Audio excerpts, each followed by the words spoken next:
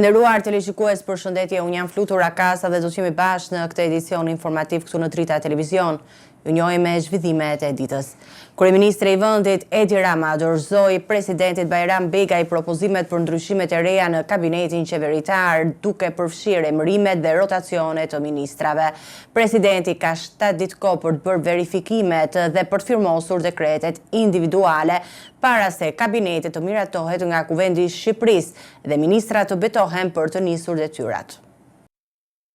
Në një takim kokë më kokë në Pallatin e Brigadave që zgjati rreth 40 minuta, kryeministri Edi Rama i dorëzoi presidentit Bajram Begaj propozimet për ndryshimet e reja në kabinetin qeveritar. Ky hap formalizoi një fazë të re të rotacionit brenda qeverisë pas disa hetimeve të kryera nga SPAK që çuan në shkarkimin e disa ministrave. Presidenti ka një afat prej 7 ditësh për të bërë verifikimet ligjore dhe për të firmosur dekretet individuale për secilin ministër të propozuar. Pas këtij procesi, kabineti i ri do t'i nënshtrohet votimet e Kuvendi i Shqipërisë, ku deputetët socialistë dhe ata të tjerë do të japin miratimin e tyre për secilin prej emrave. Vetëm pas miratimit dhe betimit, ministrat do të fillojnë zyrtarisht detyrat e tyre qeveritare. Ndryshimet më të rëndësishme përfshin zëvendësimin e Belinda Ballukut, e cila u largua nga posti i zëvendës kryeministres dhe ministrisë së infrastrukturës dhe energjisë. Në vend të saj, Albana Koçio mori postin e zëvendës kryeministres, ndërsa Enea Karakaçi u emërua ministër infrastrukturës dhe energjisë. Po ashtu, ish ambasadori në Bashkimin Evropian Ferit Hoxha u emërua ministër i punëve të jashtme, duke zëvendësuar Elisa Spiropalin. Në Ministrinë e Drejtësisë, Toni Gogu mori drejtimin, ndërsa Besford Lamadari u zhvendos si ministër i brendshëm. Ndërkohë, për marrëdhëniet në parlament u emërua Eriona Ismaili, ndërsa Ministria e Mbrojtjes u drejtua nga Ermal Nufi, duke zëvendësuar Piro Vengun.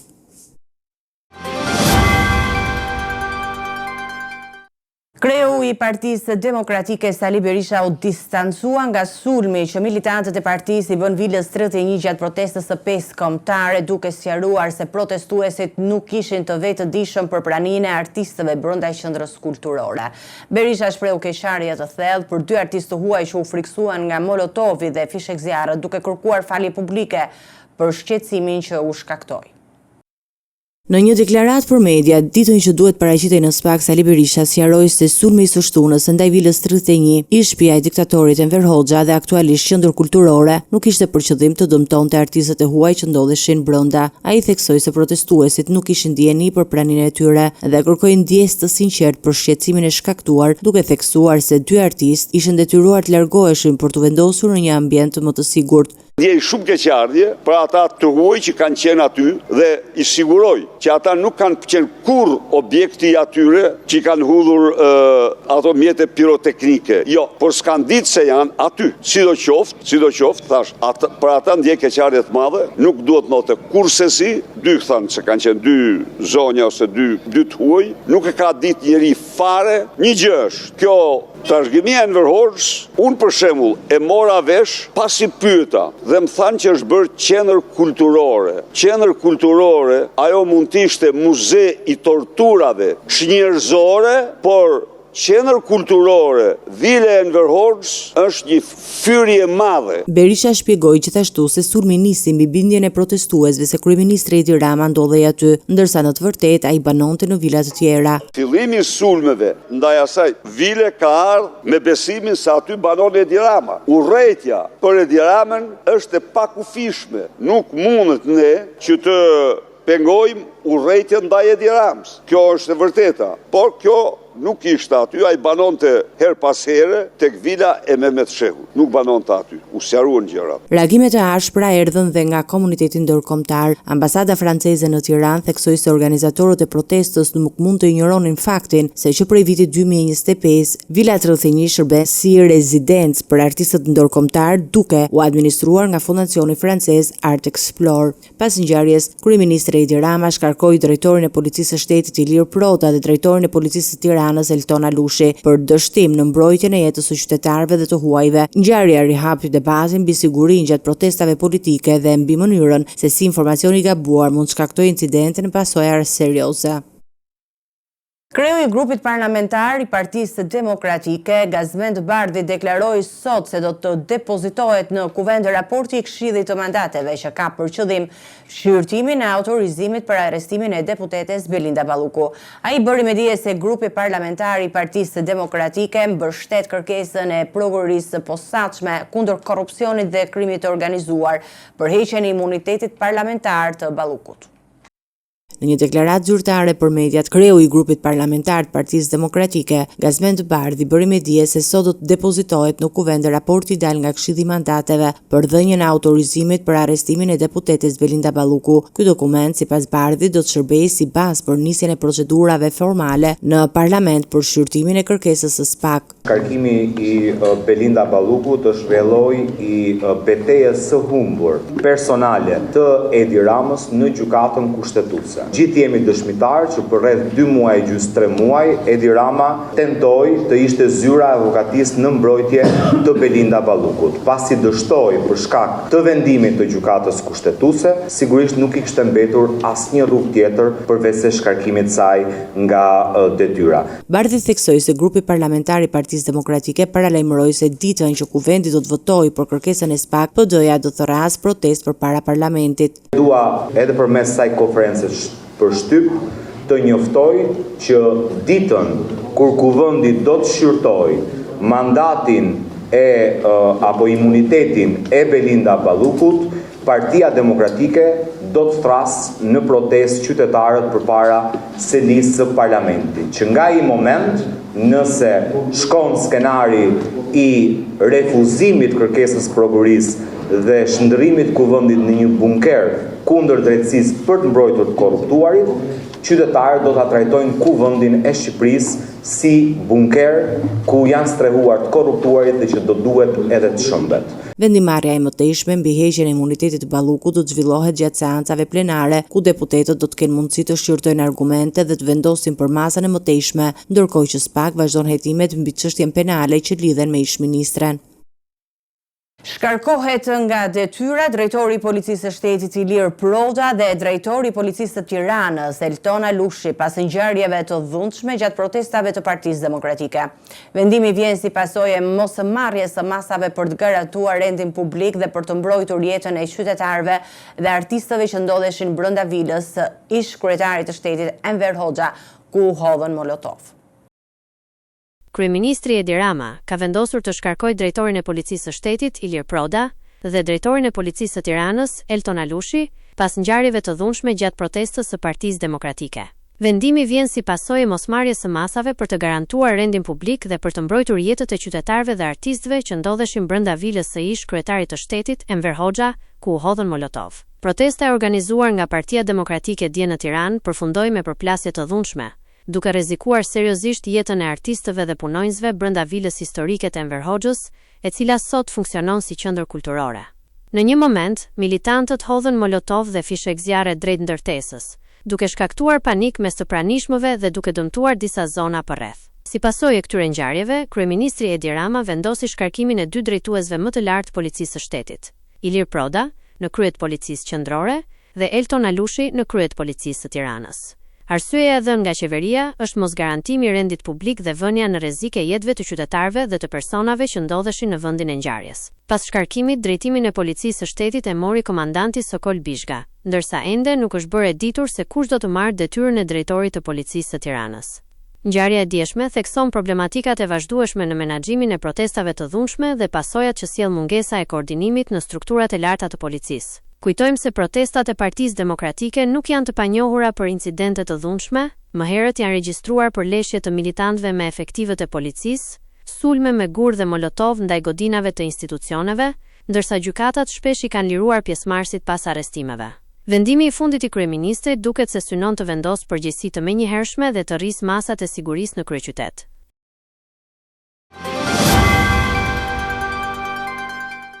Eci me të tjera informacione, pas shembjes së aksit kryesor Librasht Prenjas, autoriteti rrugor shqiptar ka bërë me dije se alternativa do të hapet nesër për qarkullim në orën 12, duke lejuar kalimin e automjeteve të vogla, transportit të udhëtarëve dhe kamionëve. Ky segment I përkohshëm i ndërtuar paralel me Hekurudhën dhe mbi shtratin e Lunimit Shkumbin, u testua me sukses për 4 ditë me ngarkesa maksimale pa shfaqur asnjë problematik në strukturë sipas zyrtarëve të ARSH-s.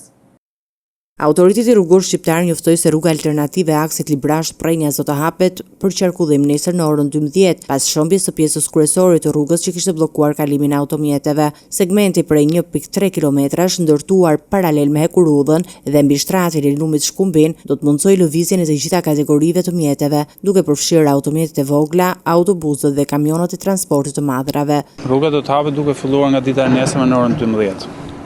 Gjatë kësaj periudhe, ne me masat që morën në këshillin teknik, pa me devijimin e rrjedhës Lumit që mos godiste më poshtë Hekurudhës dhe me lehtësimin e trupit të rrëshqitur, na shërbeu shumë për të bërë punën gjithë parapërgatitore që u bë gjatë këtyre ditëve për të mundësuar hapjen e trafikut.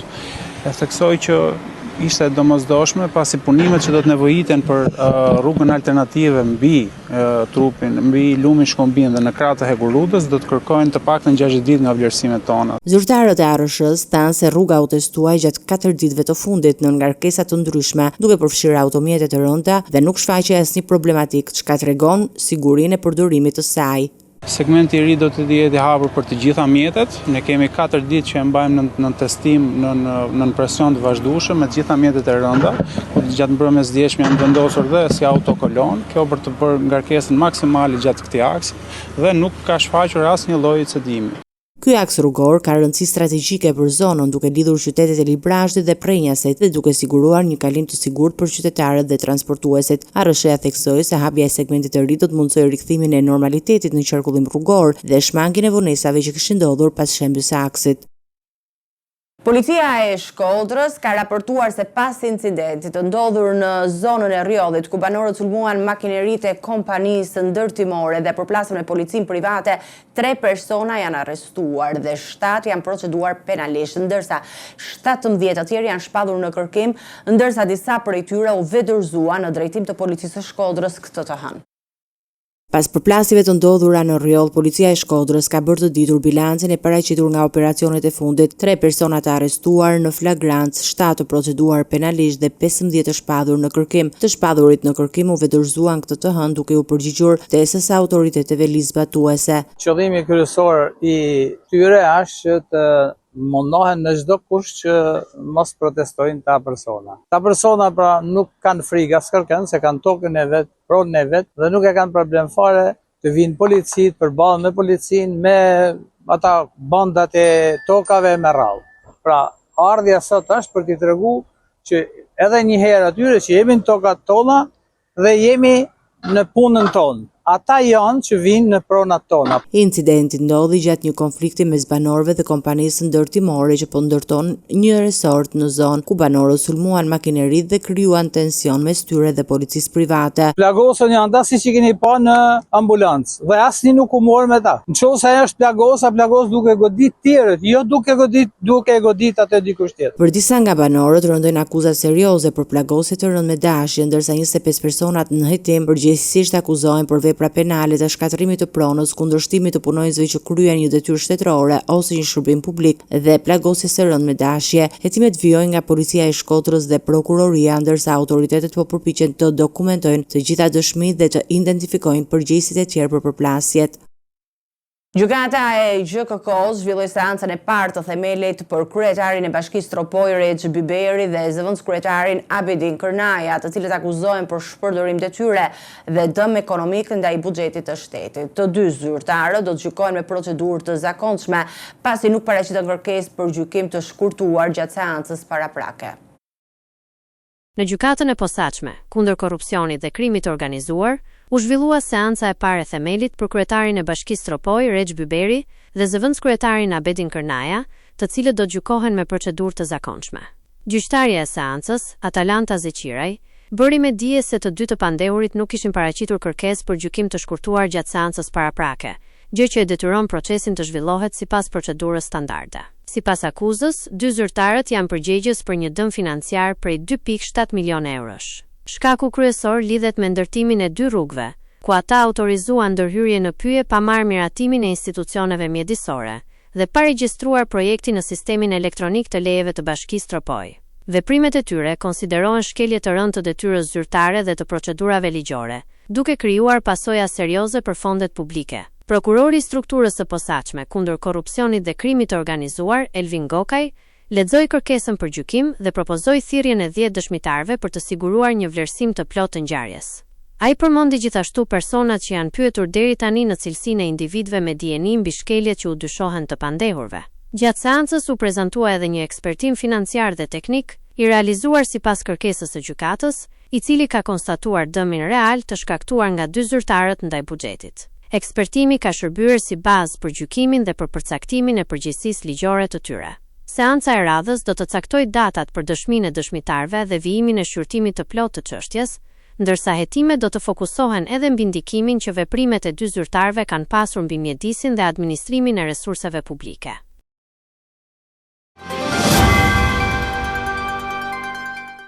Gjykata e Durrësit ka konsideruar të lishëm arrestimin e ish-drejtorit të Autoritetit Kombëtar të Ushqimit Elton Varaku, i cili u ndalua në flagrant për shkatrim prone dhe kanosje ndaj punonjësve të institucionit. Ish-drejtori i Autoritetit Kombëtar i Ushqimit, 41 vjeçari Elton Varaku, u arrestua nga policia e Durrësit pas një incidenti të dhunshëm në ambientet e institucionit. Varaku, i cili ishte shkarkuar nga detyra pak kohë më parë, kërcënoi punonjësit dhe shkatërroi kompjutera e pajisje të tjera zyrtare, duke shkaktuar panik me stafit. Arrestimi u krye në flagrancë, menjëherë pas raportimit të ngjarjes. Para gjykatës, ish-drejtori shprehu pendes për sjelljen e tij dhe kërkoi ndjesë publike për veprimet e kryera. Ai pranoi se kërcënimet dhe dëmtimi i pronës ishin veprime të papranueshme dhe kërkoi mirëkuptimin e institucioneve dhe qytetarëve. Megjithatë, gjykata vendosi që rreziku për përsëritje të sjelljes së dhunshme dhe natyra e veprimeve të tij e justifikonin mbajtjen në burg. Prokuroria e ka akuzuar Varakun për shkatërim prone dhe kanosje, ndërsa hetimet vazhdojnë për të sqaruar të gjitha rrethanat e incidentit. Sipas burimeve, ish-drejtori ka mbajtur poste të ndryshme drejtuese në Durrës gjatë dekadës së fundit, gjë që e bën këtë ngjarje më të ndjeshme dhe me jehon në komunitet. Ekspertët dhe analistët ligjor vënë në dukje se vendimi i gjykatës është i rëndësishëm për të treguar se ligji zbatohet edhe për ish-zyrtarët publik, duke shmangur precedent të papërshtatshëm të dhunës ose intimidimit në institucione. Ngjarja ka nxitur debate mbi sjelljen e drejtuesve të lartë pas shkarkimeve dhe mbi mënyrën se si duhet të menaxhohen konfliktet në institucionet publike. Gjykata e Durrësit ka theksuar se procedurat për këtë rast nuk kanë përfunduar ende, ndërsa hetimet do të vazhdojnë për të vlerësuar përgjegjësinë e plot ligjore të ish-drejtorit dhe për të sqaruar ndikimin e veprimeve të tij mbi funksionimin e Autoritetit Kombëtar i Ushqimit. Humoristi dhe parodisti i njohur vlonjat Mane Lumani, mjeshtër i madh dhe qytetar nder i Vlorës, u përcoll për në banesën e fundit pas një sëmundje të rëndë që i mori jetën një ditë më parë. Homazhet u zhvilluan në ambientet e teatri Petro Marko, ku të afërm kolegë dhe qytetar vendosën buqeta dhe shprehen nderimet e fundit për artistin. Vlora dhe skena shqiptare janë të rënditur nga lajmi për ndarje nga jeta të humoristit dhe parodistit të njohur Mane Lumani, i cili për dekada solli buzëqeshje dhe momente të paharrueshme për publikun. Në homazhet e zhvilluara në teatrin Petro Marko, të pranishëm ishin të afërm miq, kolegë dhe qytetar që vendosën buqeta me lule dhe shprehën respektin e fundit për artistin, duke krijuar një atmosferë ngushëlluese dhe përkujtuese. Kolegët e tij u shprehen me slotësh dhe me largimin e Lumanit, humbet një nga 4 parodistët më të shquar të Vlorës, duke theksuar ndikimin e madh që pati mbi humorin lokal dhe mbi teatrin shqiptar. Jo të flas për Manën, duhet ne dimrit i gjata. Kuptohet një jetë të tërë bashkë me të ruaj kujtimet nga më të rrallat, nga më të bukurat. Kështu është fati jetë e tij. I shpreh familjes Manit gjushëllimet më të thella, më të ndjera. Atë thave aferimi, u kupton të 2 krah tani. Por ja që jetën do ta pranojmë kështu siç na vjen. Do thoshë vetëm preu i qetë i dashur Mane. Iku fizikisht, por do të mbetet në mendjet dhe në zemrat tona, jo vetëm si kolegë, si miq, si familjar, ai do të mbetet edhe në memorien e të gjithë spektatorit ardashës. Figura e Mane Lumanit do të kujtohet gjithmonë për talentin e tij, për aftësinë për të sjellë buzëqeshje dhe kontribut të madh në zhvillimin e parodisë shqiptare, duke lënë një trashëgimi të paçmuar që do të frymëzojë breza të rinj artistësh. Do të ecim me të tjera zhvillime. Zgjedhja e presidentit të ri ka nxitur lëvizje politike mes partive në Kosovë. Kryeministri kërkon një proces të hapur me kandidat nga të gjitha subjektet. Afati kushtetues shtyn vendimin drejt zgjedhjeve të reja nëse nuk arrihet marrëveshja. Kryeministri i Kosovës Albin Kurti ka vendosur në qendër të diskutimeve çështjen e zgjedhjes së presidentit të ri gjatë mbledhjes së Këshillit të Përgjithshëm të forcës që drejton lëvizja vetëvendosje. Ai ka theksuar se vendi ka nevojë për një figurë përfaqësuese dhe të unifikuese në këtë periudhë politike, duke përmendur Murat Jasharin si një nga emrat që sipas tij i përshtatet këtij roli. Debati ishte intensifikuar dhe nga qëndrimet e opozitës. Partia Demokratike e Kosovës si ka kërkuar kreu të qeverisë që presidenti të zgjidhet nga një propozim i saj, ndërsa Kurti ka kundërshtuar këtë qasje, duke propozuar një garë të hapur ku secila parti të paraqesë kandidaturat e veta. Në vijim të konsultimeve politike ai ka njoftuar një takim me kryetarin Lidhja Demokratike e Kosovës, Lumir Abdixhiku, për të diskutuar mundësitë e bashkëpunimit dhe emrat potencial. Sipas tij, nëse dhe LDK-ja paraqet kandidat, atëherë edhe vetvendosje do të dalë me propozimin e asaj zyrtar. Procesi vetit i kufizuar me afatet kushtetuese, pasi kreu i ri i shtetit duhet të zgjidhet deri në fillim të marsit. Në kuadër, vendi rrezikon të shkojë në zgjedhjet e parakohshme parlamentare. Ndërkohë, disa figura publike kanë shprehur interes për të hyrë në garë, mes tyre presidentja aktuale Vjosa Osmani, ish kryeministri Ramush Haradinaj dhe ish ministri Asim Bajrami. Megjithatë, asnjë prej tyre nuk ka formalizuar kandidaturën sipas kërkesës ligjore për mbledhjen e nënshkrimeve të nevojshme, duke mbajtur ende të hapur garën për postin më të lartë të shtetit.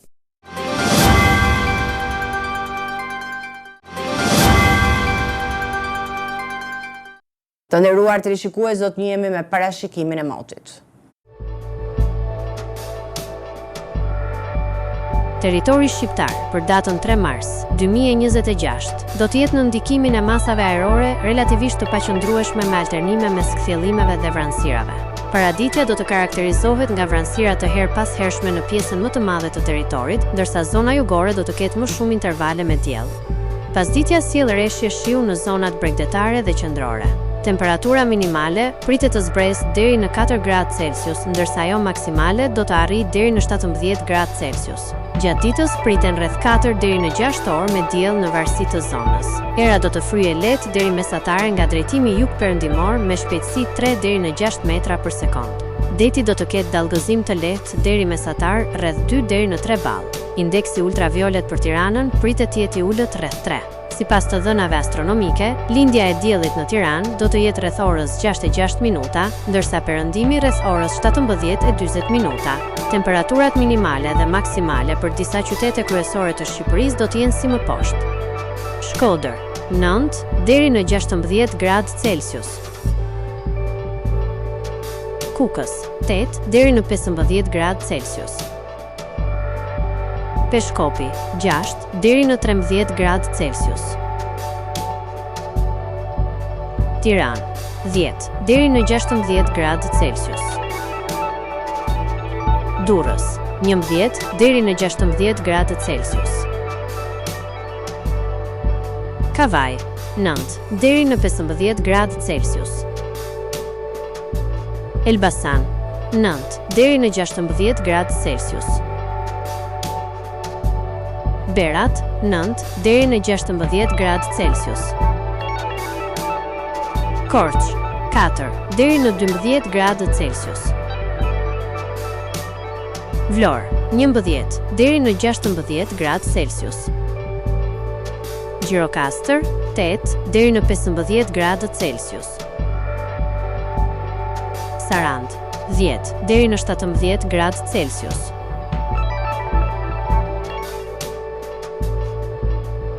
Territori i Kosovës për datën 3 mars 2026 do të karakterizohet nga moti qëndrueshëm me vranësira të pakta dhe intervale me diell. Paraditja do të jetë me alternime mes diellit dhe rreve kalimtare, ndërsa pasditja mbetet e thatë. Temperatura minimale pritet të zbresë deri në 1 gradë Celsius, ndërsa ajo maksimale do të arrijë deri në 16 gradë Celsius. Era do të fryejë lehtë nga drejtimi perëndimor me shpejtësi 2 deri në 5 metra për sekond. Indeksi ultraviolet për Prishtinën pritet të jetë i ulët rreth 3. Sipas të dhënave astronomike, lindja e diellit në Prishtinë do të jetë rreth orës 6:01 minutë, ndërsa perëndimi rreth orës 17:33 minuta. Temperaturat minimale dhe maksimale për disa qytete kryesore të Kosovës do të jenë si më poshtë. Mitrovic, 2, deri në 15 gradë Celsius. Podujev, 2, deri në 13 gradë Celsius. Skënderaj, 1, deri në 14 gradë Celsius. Pej, 6, deri në 13 gradë Celsius. Prishtinë, 3, deri në 14 gradë Celsius. Gjakov, 3, deri në 15 gradë Celsius. Malishev, 5, deri në 15 gradë Celsius. Gjilan, 2, deri në 15 gradë Celsius. Perizaj, 4, deri në 14 gradë Celsius. Kaçanik, 4, deri në 13 gradë Celsius. Suharek, 4, deri në 16 gradë Celsius. Prizren, 5, deri në 14 gradë Celsius. Ishte gjithçka e përgatitur në këtë edicion informativ. Për më shumë zhvillime dhe informacione, klikoni në faqen tonë zyrtare drita.tv. Mund na ndiqni në rrjetet sociale, Facebook, Instagram, YouTube, ku jemi me përditësime në çdo kohë. Vazhdoni të qëndroni në shoqërinë e programacionit Drita. Bashkë miru takofshim në edicionin e ardhshëm.